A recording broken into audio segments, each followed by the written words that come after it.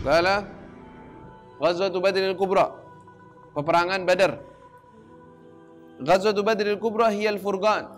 Peperangan Badar yang kubra ini, yang besar atau yang terbesar, hiyal furqan, itulah yang dijadikan sebagai furqan, pemisah antara yang benar, yang hak dengan yang batil. Al-Furqan. Dan ini dinamakan oleh Allah SWT dalam Al-Quran. Yaumal Furqan, yaumal taqal jam'an. Hari Al-Furqan, hari yang dimana perbedaan antara yang hak dengan yang batil, itu di hari tersebut yang Allah SWT sebutkan. Alladzi a'azzallahu bihil Islam, yang mana dengannya Allah mengagungkan, memuliakan Islam. Wa rafa'a manarahu, dan meninggikan, mengangkat manarahu. Manarah apa namanya, jadi apa, benderanya gitu, atau simbolnya. Wa tamasa syirk, dan Allah tutup atau hapus asyirk, kemusyrikan, atau maksudnya dihapus ini dikalahkan. Wa kharraba arkanahu, dan dirusak rukun-rukun dan fondasi-fondasi mereka. Kok bisa begitu sih? Tentunya orang-orang di Jazirah Arab, mereka mengagungkan kota Mekah dan tahu di Mekah ada seseorang yang mengatakan bahwa dia adalah Nabi. Dengar mereka cerita itu dan tahu bahwa ini orang dimusuhi oleh kaumnya sendiri dan diusir keluar dari kotanya. Mereka semua nih menyimak gitu. Kejadian ini disimak saat itu. Mereka sedang menunggu apakah ini orang akan timbul benar-benar akan jadi jaya orangnya, atau cuman sesuatu yang kelihatan begitu aja bakal hilang sendiri. Ketika Rasul SAW memulai peperangan Badr dengan kejadian yang nanti kita akan ceritakan, padahal orang-orang musyrikin lebih banyak, orang muslimin lebih sedikit, hampir sepertiganya, maka di saat itu dan menang orang-orang muslimin dan orang-orang musyrikin dipukul mundur, nama orang-orang Islam mulai tersebar dan nama Rasulullah dan apa yang beliau bawa mulai ada haibah. Oh, ini benar-benar nih ada pertolongan pasti dari Allah.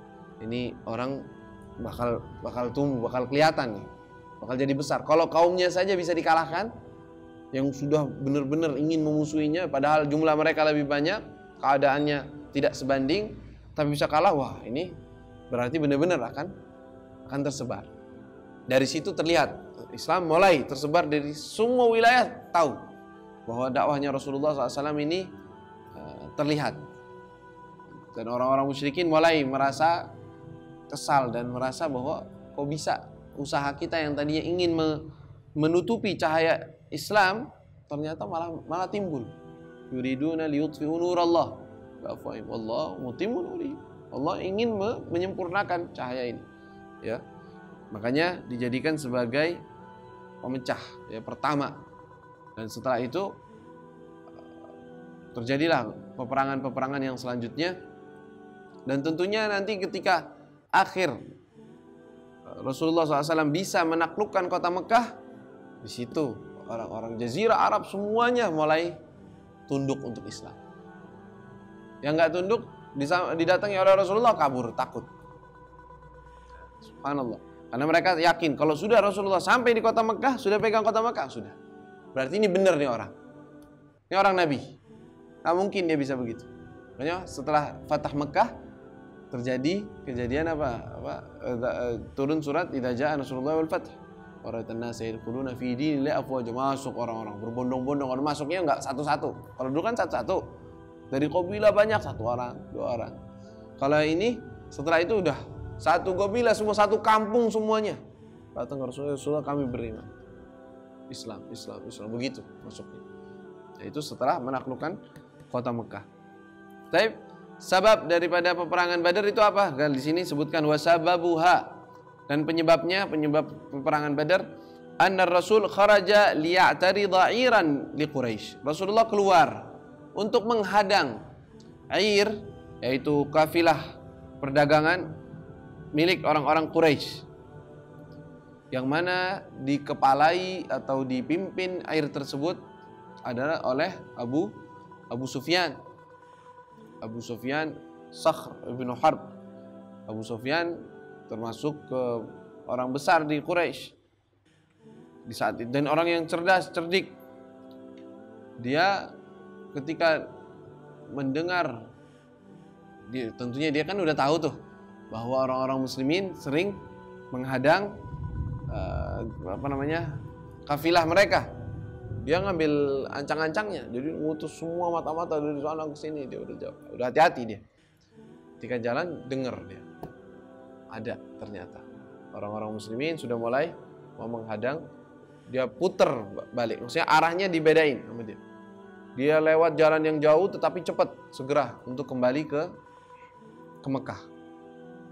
Dan Rasulullah SAW keluar untuk menghadangnya. Lala wa kana ma'ahu 313 rajulan.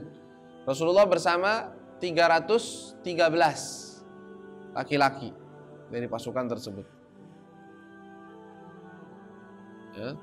Tentunya falamma alimat Quraisyun bidzalik, setelah mengetahui Quraisy, orang-orang Quraisy yang ada di Mekah, bidzalika, dengan hal tersebut, yaitu dari Rasulullah SAW bahwa dia akan keluar, arsalat tis'atummi'ah wa khamsina rajulan. Mereka mengutus 950 laki-laki, yaitu yang untuk perang, lihimayati irihim, untuk menjaga harta perdagangan mereka, utijaratihim, dan tijarah mereka, dagangan mereka.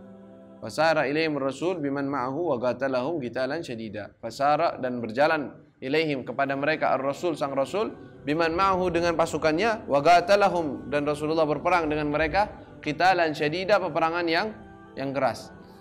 Di sini Abu Sufyan ketika dia dengar ada pasukan, waduh, kalau begini kita gawat nih.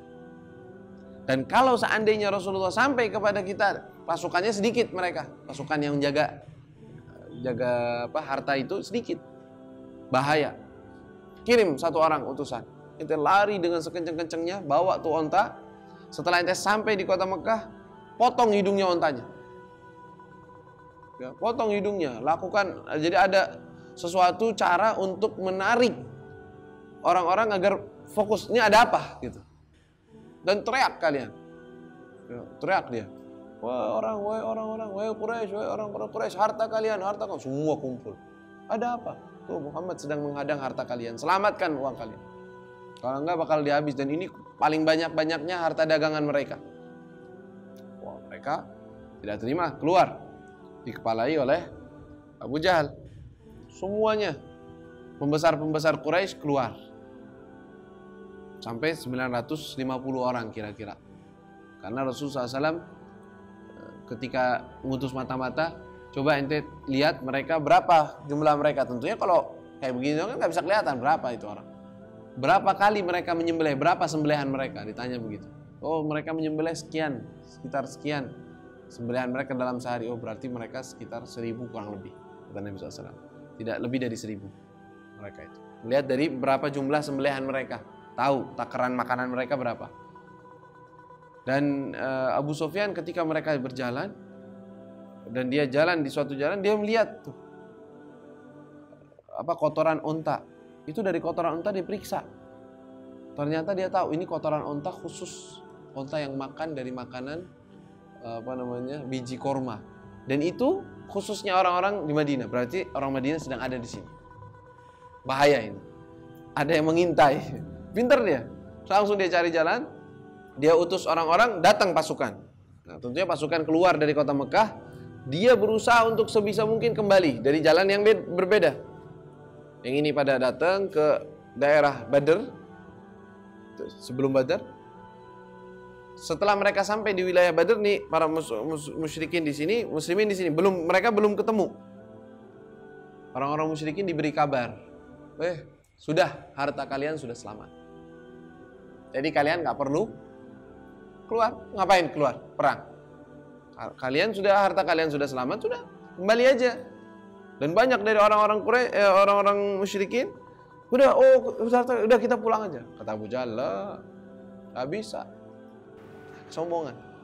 Benar-benar keluar dengan kesombongan mereka. Sedangkan banyak dari mereka yang ketakutan. Seperti siapa? Apa namanya? Umayyah bin Khalaf yang tadinya menyiksa Bilal. Umayyah bin Khalaf takut keluar dari situ. Tadinya nggak mau keluar, berusaha untuk tidak keluar. Tapi kata orang-orang, ente nggak keluar, ente membesar harus keluar. Kata istrinya, ente kok mau keluar? Ente kan udah dengar bahwa Muhammad bakal bunuh ente. Iya, saya dengar Muhammad bunuh. Takut. Ente tahu kan kalau bicara pasti bener. Iya, pasti bener. Udah ente nggak usah keluar. Oh, nggak bisa, malu. Tadinya udah nggak mau keluar, datang Abu Jahal dengan bawa ini bukhur, bara api, ada minyak wanginya. Nih, ente pakai bukhur nih kayak perempuan duduk di rumah aja, wangi-wangian aja duduk di rumah. Oh, nggak bisa, sombongan. Keluar, kata dia ke istrinya, udah saya mau keluar sampai ke dekat keluar dari kota Mekah, nanti saya mau alasan untuk kembali. Keluar kota Mekah, belum bisa balik. Sampai keluar lagi, udah nanti saya balik. Sampai di dalam peperangan, sampai terbunuh. Sudah waktunya terbunuh udah. Dan Rasulullah udah bilang, lu gati loh, kita akan bunuh. Ya. Dan yang membunuhnya adalah siapa? Bilal. Bilal bin Abi Rabah. Dia yang menyiksa Bilal dengan siksaan yang luar biasa. Lalu terjadi peperangan. Nah, di sini disebutkan wa ayyadallahu al-muslimina bil malaikah, dan Allah menolong orang-orang muslimin dengan malaikat. Fanhazamal musyrikun, maka kalahlah orang-orang musyrikun. Inhazam berarti kalah, dipukul mundur. Wa tabi'ahumul muslimun, dan mengikuti mereka orang-orang muslim, maksudnya mengikuti para malaikat dalam mengalahkan mereka orang-orang muslimun dengan apa? Wa yaqtuluna wa ya'sarun, mereka membunuh orang-orang yang lari itu, wa ya'sarun, dan mengikat, ditawan. Jadi orang yang nyerah, jadi lagi perang. Kalau orang angkat tangan, nyerah, udah diikat, nggak dipenggal, nggak dibunuh. Orang nyerah, udah pedangnya ditaruh, sudah. Apa dipenggal, dibunuh? Enggak, diikat, tawanan. Jadi nggak main bunuh semuanya, enggak, menyerah nggak nyerah habisin semuanya, enggak. Perangnya nggak begitu. Nah, perang untuk mengalahkan, bukan untuk membantai, bukan. Pastinya ada yang terbunuh. Taib, faqutila minal musyrikin sab'una rajulan, faqutila, maka terbunuh dari orang-orang musyrik 70 orang. 70 orang dari orang-orang musyrikun di peperangan terus. Minhum Abu Jahal, termasuk dari mereka adalah Abu Jahal. Wa usira minhum sab'un, dan ditawan dari mereka 70. Ya. Wa qutila minal muslimin 14 rajulan, dan terbunuh, meninggal mati syahid dalam peperangan Badar dari orang-orang muslimin 14 orang. Jadi dari jumlah 1000 atau 950 orang, yang terbunuh cuman 70. Dan yang ditawan 70, berarti 140. Sisanya kemana? Balik, mundur. Sisanya pulang. Artinya mereka kembali sudah. Yang dibunuh cuman, yang terbunuh 70, yang tertawan 70. Wa qutila minal muslimin 14 rajulan. Lalu apa? Tsumma amara Rasul, kemudian memerintahkan Rasulullah memerintahkan bidafni qatlal muslimin, untuk menguburkan orang-orang yang terbunuh, yang meninggal mati syahid dari golongan muslimin, wal musyrikin, dan orang-orang musyrikin juga dikuburkan. Ya, dikuburkan, disatukan di suatu sumur mati. Ya, sumur udah mati, nggak ada airnya, rusak, udah nggak ada ininya, dilemparkan di situ, dikuburkan di situ mereka. Artinya masih menghormati jasad mereka, tidak dibiarkan begitu saja membusuk di jalan atau dimakan sama hewan buas, enggak. Jadi kubur. Wa raja'a ilal Madinah, dan Rasulullah kembali ke kota Madinah. Falamma qarabaha, ketika Rasulullah sudah mendekati kota Madinah, talaggathul walaid bidufuf, disambut Rasulullah oleh walaid, pemuda-pemuda walaid, bidufuf, dengan rebana, disambut. Ya, Rasulullah SAW, jadi kebiasaan Rasul ketika mau datang ke kota Madinah, sebelum sampai nggak datang mendadak, nggak. Jadi ada adabnya orang datang pulang ke kota dari perjalanan jauh, khususnya kayak orang dulu, nggak ada telepon, nggak ada apa. Beliau mengutus dulu orang. Nih kita dalam perjalanan. Jadi orang pakai kuda cepat ke sana. Bilang Rasulullah begini keadaannya, selamat, alhamdulillah sekarang lagi di jalan, sebentar lagi sampai dalam waktu sehari misalnya. Diberitahukan. Jadi orang-orang di sana bisa mempersiapkan diri, bisa menyambut. Yunshiduna tala'al badru alaina. Disambut dengan nasyid, qasidahan tala'al badru alaina.